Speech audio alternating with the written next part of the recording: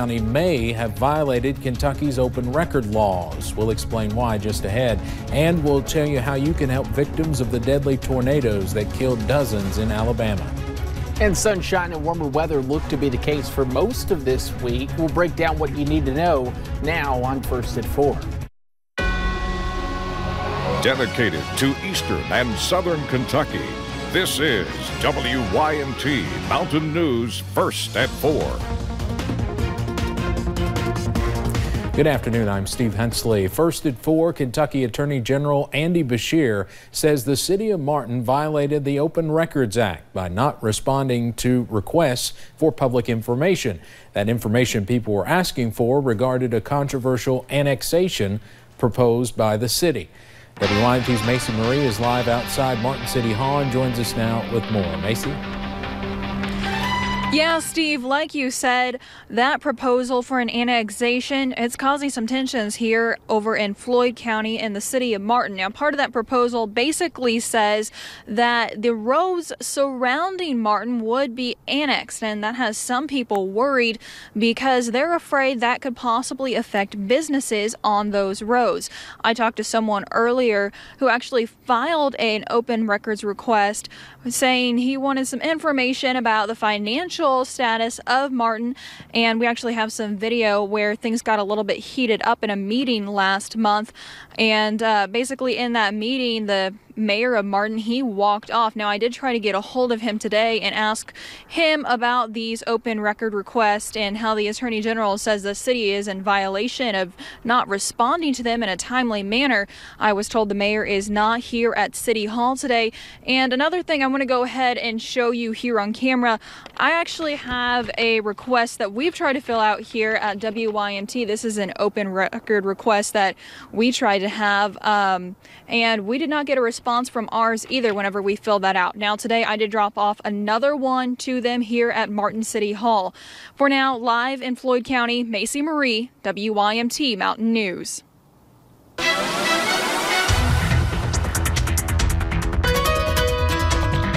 Well, partly cloudy skies, the big story. A little bit on the cool side for your Monday, but as we head into the middle and end of the week, we will see a warming trend. For right now, we take a look at Letcher County, Whitesburg, looking at some partly cloudy skies and activity pretty quiet. Notice a few showers up there to the northeast, but for us, we continue to remain dry. Temperatures a little bit cooler there along the mountains. You'll notice 37 in Wise, 43 in Pikeville, and those upper 40s now as you work into portions of Jackson, Hazard, and even as you work into Laurel and Pulaski County. Of course, coming up, we're going to be talking about that sunshine continuing, warmer temperatures, and yes, even a few scattered rain chances. Even though those rain chances look minimal, they're still there to impact you for the middle of the work week. Steve will also talk about another beautiful weekend on tap. All that coming up in a few short minutes.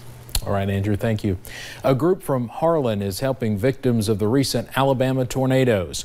The With Love from Harlan volunteer group is asking for donations to help the tornado victims in Lee County, Alabama get back on their feet. Volunteers say they are glad to have the opportunity to help those in devastated areas. It's wonderful for us to show the love of our community in other communities. That way they can know that other people care about them. Donated items can be brought to the Harlan Center or Southern Wholesale until Monday evening at 4. Meghan McCain furiously defended her father and fired back at President Donald Trump after he tweeted attacks against the late Senator John McCain over the weekend. CBS's Nicole Killian is at the White House, where White House officials are trying to move the focus away from the McCain attacks. The daughter of the late Senator John McCain fired back at President Trump Monday on ABC's The View. Your life is spent on your weekends, not with your family, not with your friends, but obsessing over great men you could never live up to. McCain's response comes after President Trump blasted her father in 2 tweets over the weekend. In one of those tweets, the president accused McCain of trying to distribute a Russian dossier to the press before the 2016 election. The controversial memos allege conspiracy between the Trump campaign and Russia. McCain gave the dossier to the FBI after the election. John McCain is an American hero. John McCain's longtime friend and Trump ally, Senator Lindsey Graham, defended the late Arizona senator's handling of the dossier at an event in South Carolina. I told President Trump that when it comes to John McCain, I think he acted responsibly. White House officials are offering praise to the late Republican senator while also trying to steer the conversation away from the president's tweets. I will always respect and applaud Senator McCain's service to this country. I think what the president wants folks to focus on there is just the origins of the dossier. Senator McCain passed away 7 months ago after battling brain cancer. Nicole Killian, CBS News, the White House. The president also tweeted a dig at the late Senator John McCain over his thumbs down no vote in the Senate against a bill to repeal parts of the Affordable Care Act. McCain's vote has been a source of repeated attacks against him by President Trump. A shooting in the Netherlands this morning left 3 people dead and others injured. Forensic teams moved in to investigate the shooting, which happened in the city of Utrecht on a tram. Police say they are looking for a 37-year-old Turkish man. The mayor confirms 3 people died, 9 others were hurt, and 3 of the injured are in serious condition. The Prime Minister of New Zealand is vowing to change gun laws in the wake of 2 mass shootings that killed more than 50 people. A suspected white supremacist has been charged with murder following the deadly shooting that happened in Christchurch Friday. We have learned that all 5 guns he used were purchased legally. A gun shop owner says the man bought the 4 guns through a police-verified online mail order process. Following the shooting, New Zealand's Prime Minister says her government will implement stricter gun laws within 10 days. We can bring in effective regulation of firearms that actually target those that we need to target, and that is our focus. The suspect has apparently fired his lawyer and plans to represent himself. There are some fears he will use his murder trial as a platform for his white nationalist beliefs. It was something that terrorized the nation years ago. The Supreme Court agreed today to take up the D.C. area sniper case. Lee Malvo was just 17 when he took part in the October 2002 shooting spree that left 10 people dead and 3 others injured. Because he was a minor, a lower court said his sentence of life in prison without parole is unconstitutional. Virginia is seeking to appeal that ruling. Malvo's partner in crime, John Allen Muhammad, was executed by lethal injection in 2009. Malvo said Muhammad brainwashed him. The shooting spree spanned 21 days across the Mid-Atlantic and Washington areas. We tell you all the time, look up a company before you get into business with them. But what if the information you find does not tell the whole story? This is information that the public should have to be able to make wise, informed decisions. There is a government agency that's supposed to be watching out for you and your money, but we have uncovered a critical gap that could leave many of you in the dark.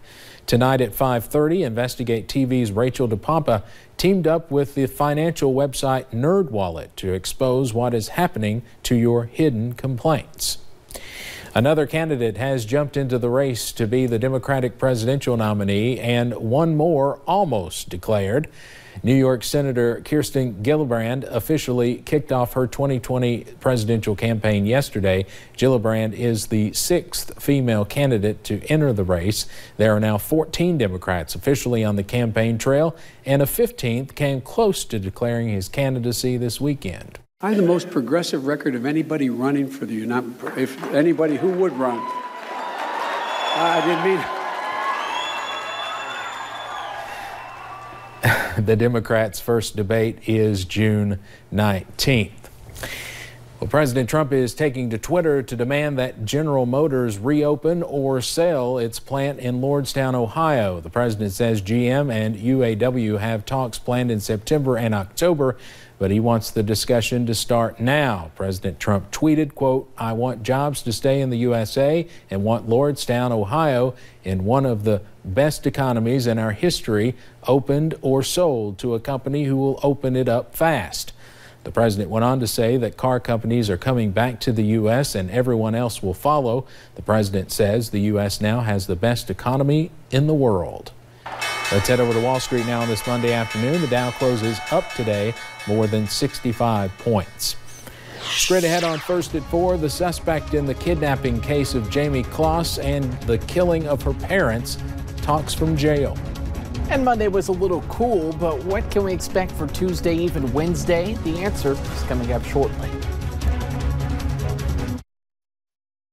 3 new Nissans, 2 powerful Titans, 1 award-winning lineup. Save big on all of it at Nissan now. No brand received more J.D. Power Initial Quality Awards for cars and trucks than Nissan. Save big on Rogue with Safety Shield 360. Hurry in and experience why more people are loving Nissan now. Lease Rogue with 0 down and 0 first month payment, or get 0% financing for up to 60 months on 14 models. Get to Nissan now.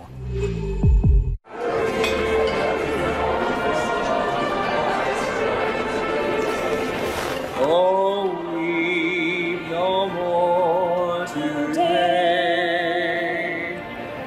We will sing one song for my own Kentucky home. For my own Kentucky home.